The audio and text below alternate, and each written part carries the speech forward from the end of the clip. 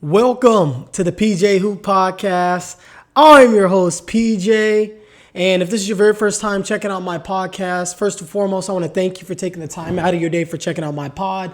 I promise you won't be disappointed. On this podcast, this is not just an NBA podcast. On my podcast, I like to cover, of course, the NBA, but I also like to cover college, high school, and international basketball.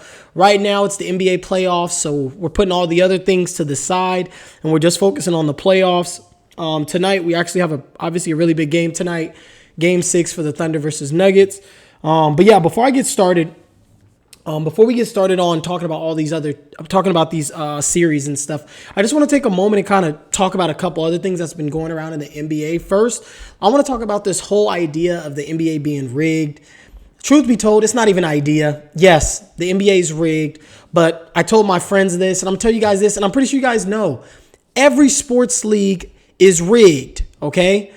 Shoot, let's even take sports out of it. Not even just sports is rigged. Life itself is rigged. Do you guys understand one of the largest debts on the U.S. balance sheet? I think on the consumer side, I think the largest consumer debt on our side, it's student loan debt. They don't teach us about money in school. That's rigged, right? But that's not by accident. Like, there's a lot of facets in different parts of our lives that are rigged, okay? It's not that big of a deal. I mean, yeah, it's a big deal. Don't get me wrong. It's a big deal. But it's been going on for a long time now. And same with the pharmaceutical industry. That's like our largest industry. A healthy patient, is not a profit, So same thing with pharmaceuticals. That whole industry is rigged. The banking. Most people don't know the Federal Reserve is a private bank. Like, come on, like, there's a lot, okay? I'm an economics dude. I'm very much into economics. But I just want to sit up here and tell you guys, not just the NBA is rigged, okay? Yeah, obviously, yes, it sucks that sports are rigged. But it's entertainment. It's literally entertainment. That's the purpose of sports. It's entertainment. It's set there for us to enjoy something and to distract us from everything else that's going on and what they're doing behind the scenes and what's going on around the world, okay? That's just what it is. Deal with it, like it, love it, or hate it, but that's what it is. But I do think, yes, I mean, it would have been nice to see a different team win the lottery. But honestly, I'm not mad at them giving it to Dallas. I'm honestly not mad at that at all, truth be told. For a second, when I was watching the lottery, I thought they were about to give it to the Spurs, truth be told. I was like, no way. They're about to give the Spurs Cooper flag. But they didn't do that. So I'm not mad at Dallas getting it. Obviously, we know the billionaires made that phone call. And they basically was like, hey, you guys get rid of Luka, send Luka to a larger market. So, help with the ratings. And we'll give you guys somebody else. And that's what they did. A lot of people don't know the owner of the Dallas Maverick. She's the 5th richest woman in the world. And she's the richest Israeli woman/man in the world. This lady's loaded with money. So obviously, like I said, that call was made. And like, love it or hate it, that's just what it is, That's just what it is. Same thing with football. They made sure the Chiefs got all the way back to the Super Bowl and made sure they lost in the Super Bowl. It's just with all sports, okay? Like, it's not that big of a deal. I've seen a lot of people, NBA is rigged. We already know that. We know that. It's all about money. We know that. But that's what every facet of life, like I said, it's the same thing with the pharmaceutical industry, the way that's set up. It's the same thing with our school system. You go to school, have more than, I would say 75% of the stuff we learn in school, we don't even use in our day-to-day lives. But there's a reason why it's set up that way. It's not set up for everybody to come out and to be wealthy or be millionaires or billionaires. Like, it's just not set up that way. It's set up for people to be W-2 employees, not to understand how money works or where money comes from. And it's also set up to where we're not supposed to know who really controls the money. I know who controls the money. Some of you guys may as well. Sorry. It just I just wanted to put that out there. Like, it was annoying me seeing that. NBA's rigged. Duh. We already know that. It doesn't take a rocket scientist to know that. But it's not just the NBA. It's all facets of our lives are rigged. And yeah. So I'm sorry. I just want to talk that to you guys. And then also I want to talk very briefly about this whole Giannis thing. I told you guys this months ago that I believe the Brooklyn Nets was positioning themselves to go grab Giannis. I still feel that way. The whole Spurs thing, that's not I felt like that was just smoke and mirrors, truth be told. I think the real teams that are in contention for Giannis, if he doesn't want to stay in Milwaukee, we'll see. He might decide to stay in Milwaukee. I think that Tatum injury is going to play a big part into it as well, unfortunately. Hopefully Tatum will recover and hopefully comes back better because he's still pretty young. But I do think the whole Giannis thing, I think that Tatum injury could affect Giannis's decision. But if Giannis does end up leaving Milwaukee, I think the teams that are really up there to try to go get him, obviously, is Houston. I think Brooklyn. I think a quiet team, I think, is Philadelphia and Toronto. And like a super dark horse, I think could be the Orlando Magic. I think Orlando could offer like Franz and a couple picks. I think that could go get you Giannis. But yeah, we'll have all summer to talk about the whole Giannis thing. But the whole Spurs thing just never made sense to me because I told my friends that financially, like, the Spurs can't afford to have Giannis, Fox, Castle, and Wemby. Because if you look at the way their balance sheet is set up, literally you're going to have to extend Giannis. Giannis is commanding over $70 million. Then you're going to have to extend Fox. Fox is due for a contract, I think, is next year his last year, and then he gets a contract extension. I think he got one more year or something. But anyways, it's set up to where like all four of those guys have to get paid just about almost 1 year after another, and they just can't afford that. So I just felt like the Spurs was smoke and mirrors, and I think the Spurs taking Dylan Harper long-term might be a better bet for them anyways. But yeah, anyways, I just wanted to kind of talk about those things with you guys. So we're going to get started on today's episode. Sorry for talking guys' head off, but we'll get started on today's episode, and we'll start with the Eastern Conference. All right, so let's get started on the Eastern Conference. I want to start off with the Pacers and Cavs series. Pacers won the series 4-1. I did tell you guys back in January that I believe that the Cleveland Cavaliers was a year away. We'll come back to that in a second. So I'm not totally surprised that they lost in the second round, but I'm surprised, if that makes sense. Like there was injuries, they weren't a healthy team. They weren't a healthy team. I feel like that kind of robbed us of a great series. I'm not saying the Pacers wouldn't have beat them in 7 or in 6. I'm not saying they wouldn't. But for sure, this series would have been a lot more competitive if they didn't have the injuries they had, for sure. So that's kind of a damper on it, But shout out to Tyrese Halliburton. This was only his second time in the playoffs. He was obviously in the playoffs last year. They made it to the conference finals last year. Also, there was injuries, but they still made it. Regardless, they still made it.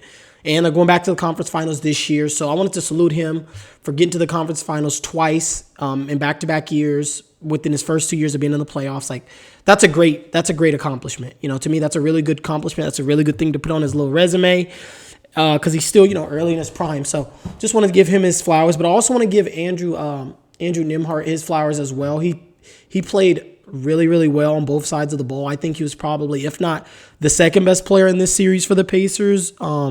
For sure, top 3 best players for the Pacers in this. Top three best players in the series for the Pacers. He held Donovan Mitchell, I think, to about 38% when he's guarding Mitchell. But also on the offensive end, he shot over 50% from 3 and from the field. Nembhard was a two-way star in this series. And this whole playoffs, he's been a really, really good two-way player. But I also want to talk about what's to come for the Pacers. This team is humming right now. They're either going to play the Knicks or Boston. We'll see what happens with the Knicks and Boston game tomorrow night. But the Pacers, I still believe, I'm 10 toes down on it. I still believe the Pacers need Tyrese Halliburton to be more aggressive. I still believe that. That's still my personal opinion for them to win the title. Because that's what it comes down to, right? We don't celebrate just getting to the finals. I mean, that's something to put on your resume, but it all comes down who's holding that trophy, in mid-June. But, I don't really got much more else to say about this series. Obviously, the Cavs will go into the offseason.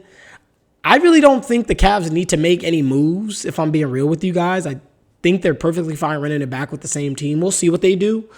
I always felt they were a year away, and I guess let me tell you guys why I felt like they were a year away. I felt they were a year away because this was Kenny Atkinson's first year as a head coach for the Cleveland Cavaliers, so he needed to even get into the playoffs to see what schemes, see how his schemes work in the playoffs with this core group of players.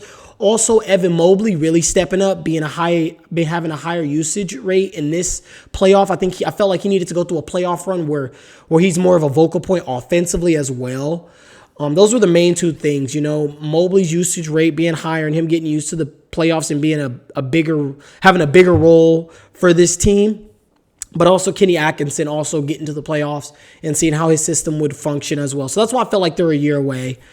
We'll see how this summer goes for all these teams, because I told you guys this about 2 months ago. I felt that the NBA was getting ready to be shaken up really heavily this summer, and I still believe that. So I still will say the Cavs are a year away, but obviously that's the change. We'll see what moves happen over this summer. But yeah, Cleveland, I'm not surprised that they didn't win the finals or they didn't make it. I didn't even have them making it or going to the finals anyway. So, yeah.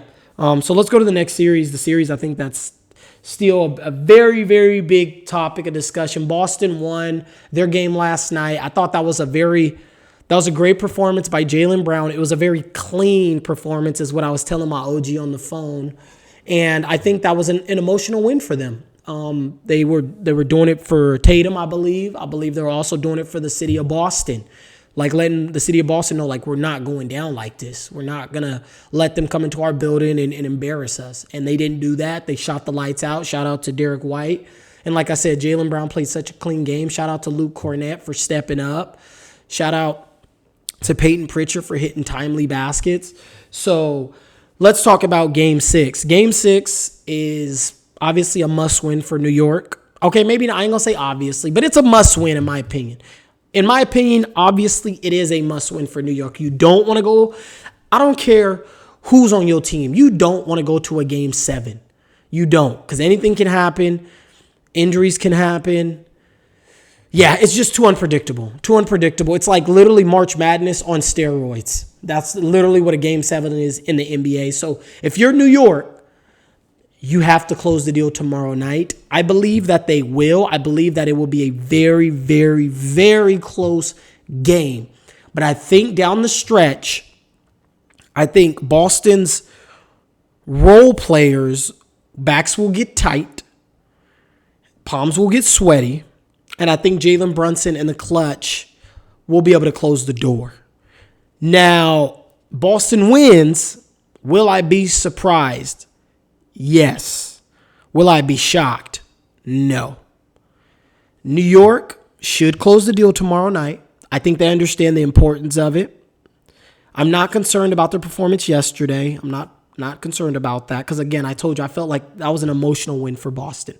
I think Boston was playing for more than just basketball. I felt like they were playing for a brother. You know what I'm saying? So kudos to Boston for winning that game, but I do expect the Knicks to close it out tomorrow night.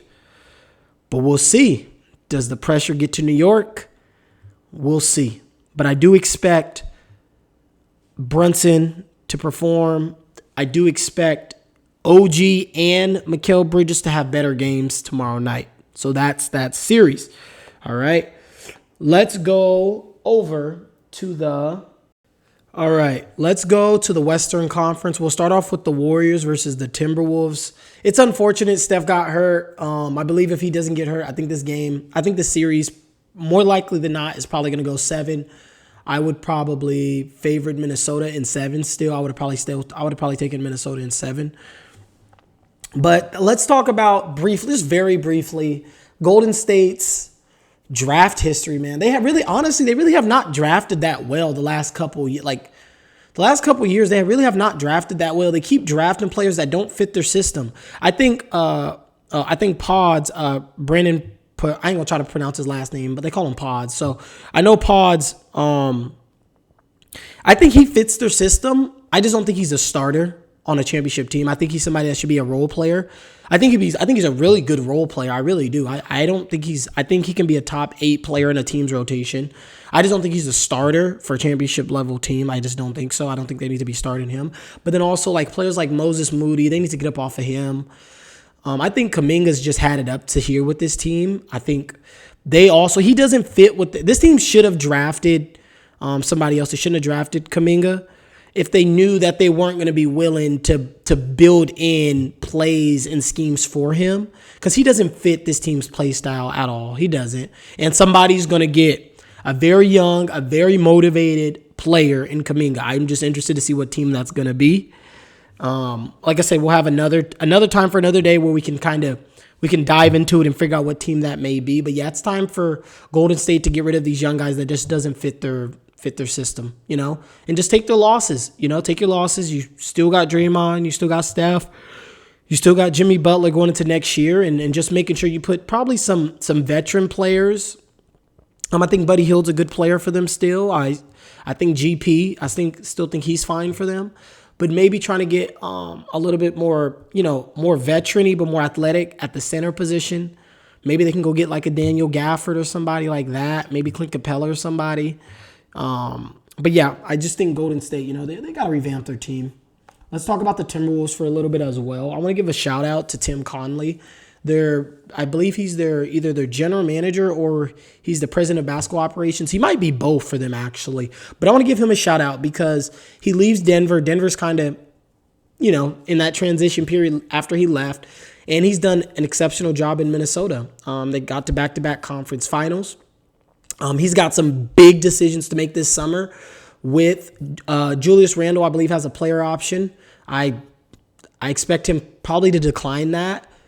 Naz Reid has a player option this summer. He's probably going to decline that. And again, I literally talked about all this to you guys last summer. Like, mind you, I'm not just now figuring this out about these. But like I told you guys this last summer during the Minnesota season preview that, hey, Naz Reid, Julius Randle, Nickeil Alexander-Walker, these are players that potentially may be on the move during the season or next summer probably won't be on this team. And so, yeah, Tim Conley has some big decisions to make with those players going into the summer. Also, what do they do? Like, next year, they got to play Rob Dillingham. You don't give up what they gave up to move up in the draft to draft him and not to play him. Like, next year, he has to play. This team really could use another dynamic ball handler / scorer. I know Rob's he's a little guy, so he needs to put on some weight. And hopefully this year sitting behind Mike Conley and hitting the gym and understanding the NBA life, I hope coming into next year, he's able to really solidify himself as, I'm ready, because this team needs it. And they're banking on it. Clearly, they're banking on him becoming their starting point guard. That's literally what they're banking on. I mean, Conley, I believe, has one more year left on his deal. So Lil Rob's going to have at least another year to try to get himself right. But yeah, they need him. Just like I've told you guys this last summer, they need McDaniels to be more aggressive. I really want to see McDaniels I would like to see him taking at least 16, 17 shots a game, personally, is what I would like to see Jaden McDaniels doing. I believe he's capable of doing it, and I would like to see him doing it. But then Lil Rob Dillingham also is a big question mark, and they need him. If the Minnesota Timberwolves, because I don't believe they're going to win the title this year. I'm just going to say it on the record. I've seen people that think they could or will or they should be the favorites. I don't think they're favorites. I still think Oklahoma City Thunder is my favorite. I told you guys that during my season preview last year. I told you guys that before the playoffs started, I had the Thunder. I told you guys last year I had Thunder versus Boston in the finals. And like I said, before this playoff started, I told you guys I had the Thunder winning the title. I still feel that way. I don't think Minnesota's going to beat them.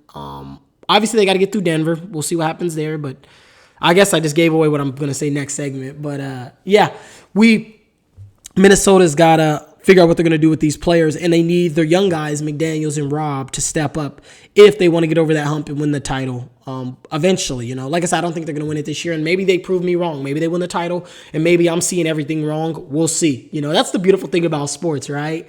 I could sit up here and give you guys my opinion, but the beautiful thing is we're always going to see that experience or result. You know what I'm saying? Like, that's the beautiful thing about it. I could sit up here, give you my opinion, and then in X amount of days or X amount of weeks or X amount of months or whatever, hours, we're going to get the actual result, So, anyways, let's move over to the next series. Let's talk about the Denver and Oklahoma City. Game 6 is tonight. I really think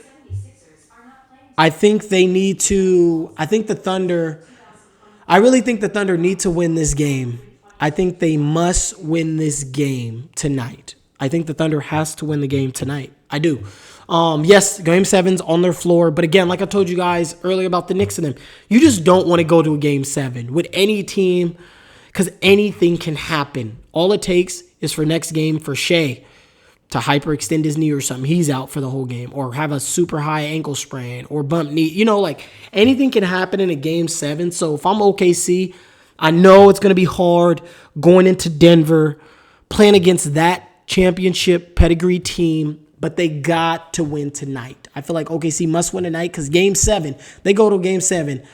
I'm going to tell y'all straight up. I told you I got the Thunder winning the NBA title, but, man, game 7, it's going to be hard, man. It's going to be hard to bet against Jokic, Murray. It's going to be real hard.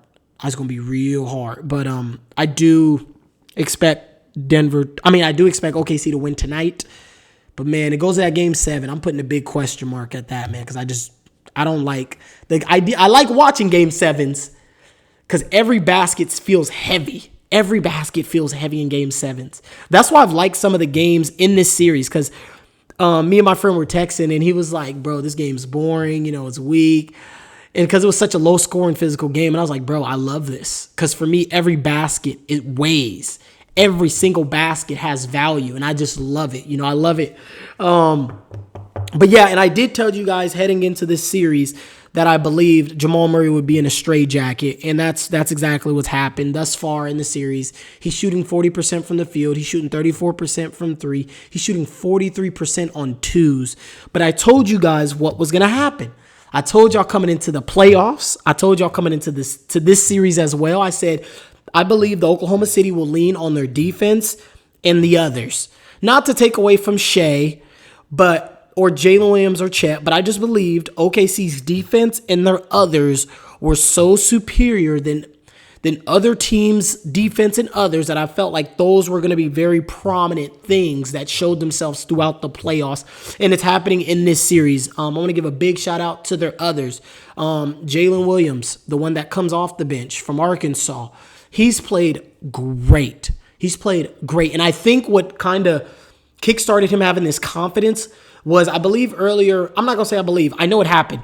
They were playing, I think the Blazers or one of those teams. They were playing one of those teams, and he had a triple-double, or maybe he's had 2 triple-doubles, but he had a triple-double, and when I watched that game, after that game, I thought, and I might have come on here and told you guys, but I felt that would give him a lot of confidence going into the playoffs, and it's showing.